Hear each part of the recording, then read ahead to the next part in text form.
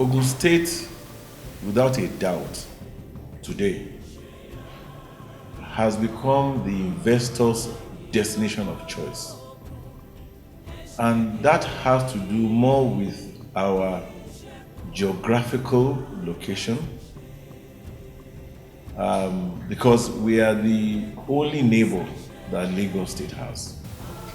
Lagos State is the 5th largest economy in the continent of Africa.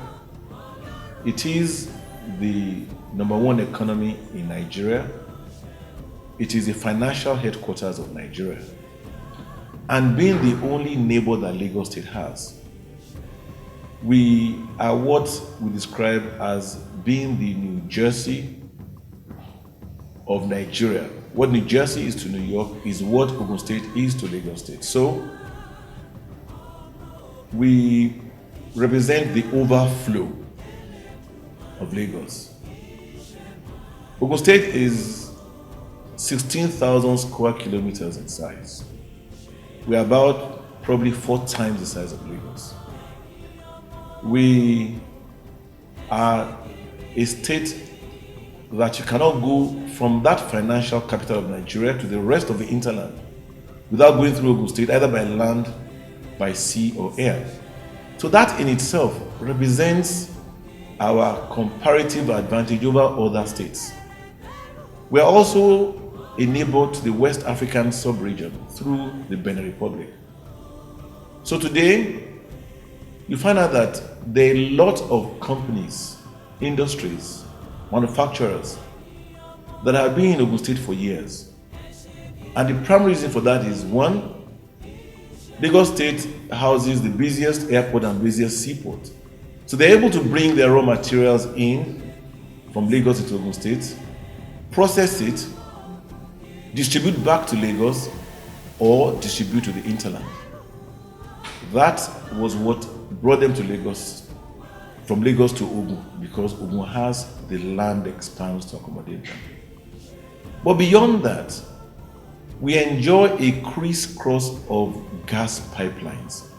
So beyond the convenience of being close to the busiest seaports and the financial capital, industries have found home in Ogun State because they have access to power through gas, which is natural gas now.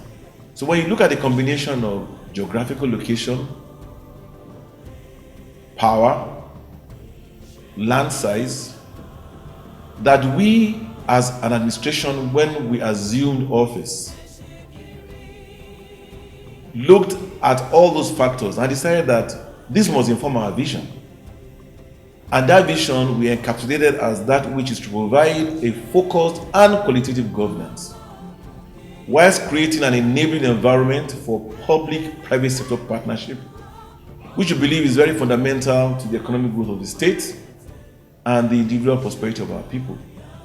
So we are leveraging on our geographical location, the access to gas, LNG, natural gas that we have, to now see how we can create a further enabling environment for people to come, to live, to work in Ogun State. So what have we done? We've decided that this is our vision. We must think through how to implement that vision to ensure that we indeed have an enabling environment for people to come and live, work, and play in Ogun State. So we decided that we'll have what we call our implementation pillars, called ISHEA. I for infrastructure, S for social well-being and welfare, E for education, Y for youth empowerment and job creation, and A for agriculture. Through these pillars, we have begun to implement our vision. So we look at I, for example, which is infrastructure. We said that infrastructure is extremely important to anything that we do. We can have all the advantages of proximity, but if people cannot reach us, we will not be able to tap and enjoy the full potential that that proximity presents. So to date, in Ogun State, we've constructed over 400 kilometers of highway. And those 400 kilometers of highway, we prioritized the highways that connect us with neighboring states, particularly Lagos. So today, 4 years and a few months into our tenure, you can travel between Lagos and Ogun State and it will take you less than an hour. When we assumed office, it would take you probably 2.5 to 3 hours or even more. So more people are now coming to Ogun State to live, to work, to play, to hold conferences, to play, to enjoy themselves because we are easily accessible. After we assumed office, we decided that it was important for us to have what we call a transportation master plan, as we saw transportation as a key enabler to ensuring that indeed we create an enabling environment for industries to thrive. So we now have a master plan that we call a multimodal master plan. This master plan shows us how we must implement the connection between road, rail, water, and air transportation.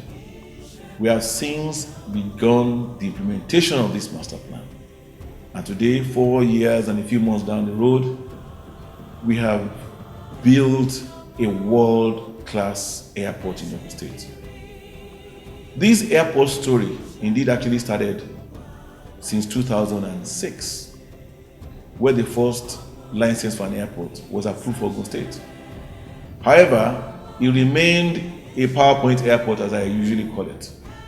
However, after our master plan, we decided that we must indeed be adequately informed as to where the airport should be located. And from all indications, that airport is located where it was originally approved for, which is somewhere in the Kenya local government between Elisha and Iperu. And the reason for this is very simple. That particular point where the airport is represents like the center point of Ogun State. Easily accessible, it is bound by two major highways, the Lagos-Ibadan Expressway, the Shagamu-Benin Expressway. It is bang in the middle of our numerous plantations, and it is co-located in our special Agro processing zone, and thus we call the whole airport area our Aerotropolis. That airport was built within 2 years. The first flight landed there sometime last year.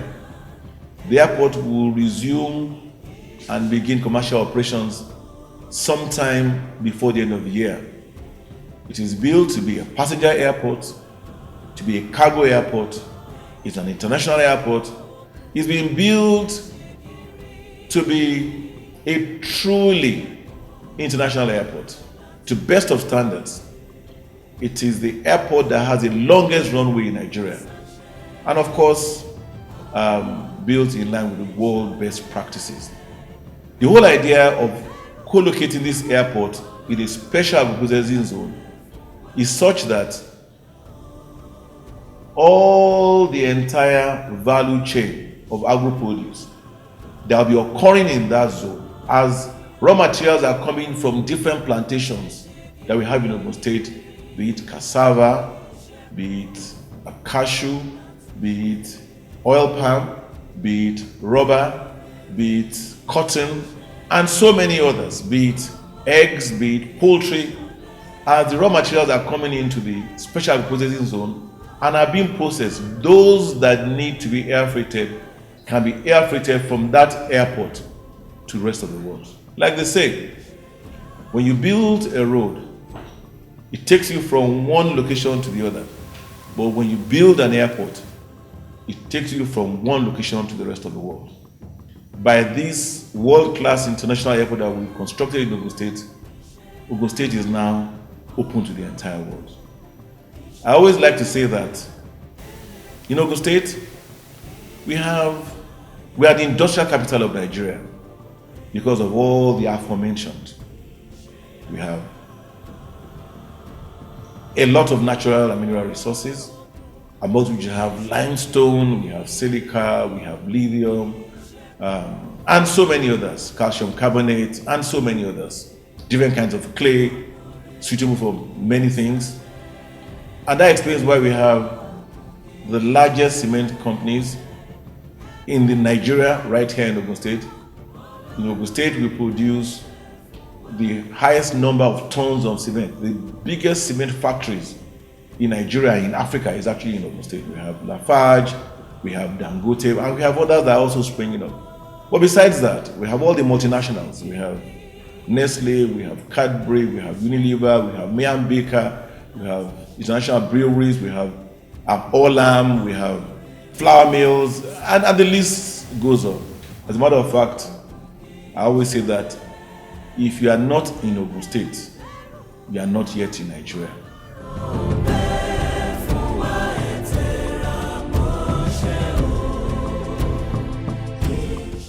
Our airport is part of our multimodal transport master plan implementation.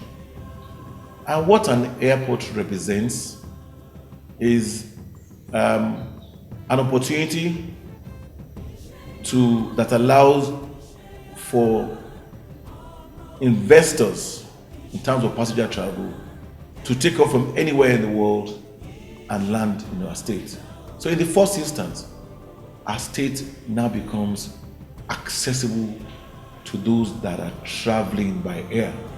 Unlike hitherto, where to travel by air from Ogun State, you'd have to first go to Lagos, you have to fight traffic to Lagos, and then deal with, all manner kind of issues in Lagos. Now, from when we commence commercial operations, just drive to the airport, which is within 30-40 minutes from any part of the state, board your flight, and you are flying to wherever your destination is. That's on one part. But the other part, the multiplier effect of these airports in the state. You can begin to imagine an airport that is co-located in an industrial zone. This industrial zone, when completed, will employ between 30 to 50,000 personnel. The industrial zone itself is a public-private partnership between the state and a private company. In this instance, we have chosen a company called Arise LLP. Arise LLP has such partnerships in different parts of the sub-region, in Ivory Coast, in Gabon, in Togo, in Benin Republic. So they've done this successfully. They are being supported by the African Export-Import Bank and I believe the African Finance Development Bank as well. So basically, the airport represents an enabler for not just passenger traffic, for business traffic, but also an enabler to evacuate efficiently fresh agro produce. Now let me give you an example. We've had investors from different countries that have come here to meet with us with the intention of setting up vegetable farms in the special processing zone and are lifting fresh vegetables from our airport on a daily basis. We've been approached by cargo companies that now want to relocate where their cargoes are being delivered to and shipped to in Nigeria from where it is presently, simply because they've seen the size, of our apron. Our apron is 84,000, square meters, which is 4-5 times bigger than the largest cargo apron in Nigeria. So these cargo companies have now decided that once the airport is ready, they will now be flying their cargoes that are destined for Nigeria to that airport. The bulk will be broken in that airport, and from our airport, they will now be, transshipping the cargoes to other parts of Nigeria and even West Africa. And when you look at all those that will be involved in these cargo operations and distributions and the running of an airport and running of a special processing zone and the whole aerotropolis, you can just imagine the economic impact, that will be created by the number of jobs that will be created, the required training that the personnel that will work at the airport will also need to have, and the entire impact in the economy of not just this country, but the entire Africa. With the new African Free Continental Trade Agreement, our airport is coming on stream at the right time, because with that agreement, the sub-region is now gearing to ensure that there are no borders, no trade barriers, between one country and the other. And an airport like this can only best facilitate this AFCTA agreement. The traditional rules of the customs of any country is to ensure that goods that are being imported into the country are goods that are allowed in the country, and their role is to ensure that the necessary tariffs, excise are paid on those goods. And to that extent, the Nigerian Customs Service have actually applied for and paid for 100 hectares of land in the airport, and they have actually begun the construction of their customs village in the airport as well. So this just goes to show how much preparation is already underway. If the Nigerian Customs actually came, paid for 100 hectares of land, from what I understand, they will be erecting, constructing over 700 housing units and so many warehouses. So a lot of work is already undergoing. The Nigerian Air Force have also discussed with us about setting up an Air Force base in the airport as well.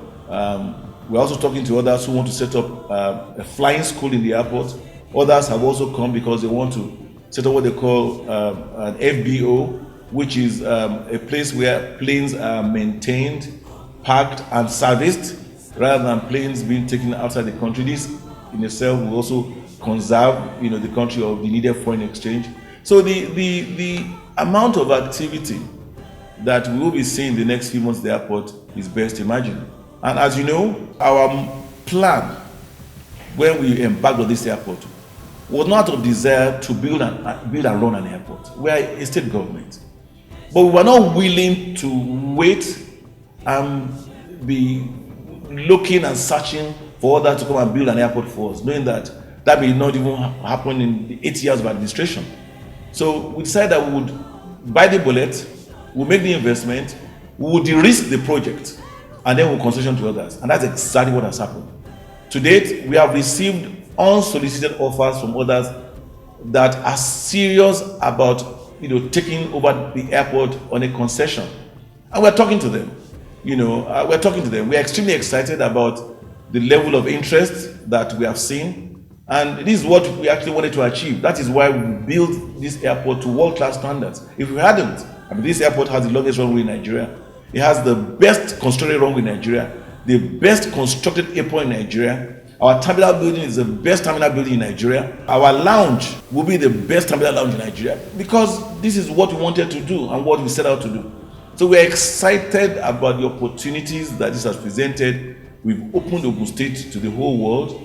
And by the same vein, because we enjoy the rail line that goes from Lagos through Ogun State to Ibadan and to the north, we've also decided that we must construct a dry port in Ogun State, because most of the cargo that come to Ogun State, either as raw materials or finished goods that are imported, come through Lagos, either Tinkan or Apapa port. And we all know that besides the inefficiency of the port in the past, there's also a problem with the number of vehicular traffic that are going into the port to remove containers. And this itself affects our manufacturers and our processors. So we decided that to further ensure that we tick that box in the ease of doing business index and increase your ranking of Ogun State in the ease of doing business index, we must find a way of allowing our manufacturers who are bringing goods in, or even those who are exporting, to be able to export their containers efficiently. So we will soon be constructing a dry port. And when that dry port is constructed, which will be in Kajola, it would mean that if you are shipping goods from anywhere in the world to Ogun State, you don't need to destine to Lagos anymore. You ship the goods, you say FOB Kajola, the containers will come, they'll be taken off the ship, they will put on the train, and they will come to Kajola, and that is where they will be on stock, because Kajola will have the full complement of the law enforcement and custom agencies. And when you also want to export the goods, You stop the container in Kajula, you put it on the train, and the container goes on the vessel. So there will be no need for the inefficiencies associated with trucks, going and out of Lagos ports, and the congestion itself that has been associated with that in the past. So these are some of the things that reforms, policies, programs that this administration has implemented to support the over 5,000 industries that have come to make Ogun State their home. We believe that by so doing, we will even open Ogun State more. And by so doing, we would be fully implementing our vision, which is to create an enabling environment for more people to come here, to live, to work, to play, which in turn translates into individual prosperity for our people.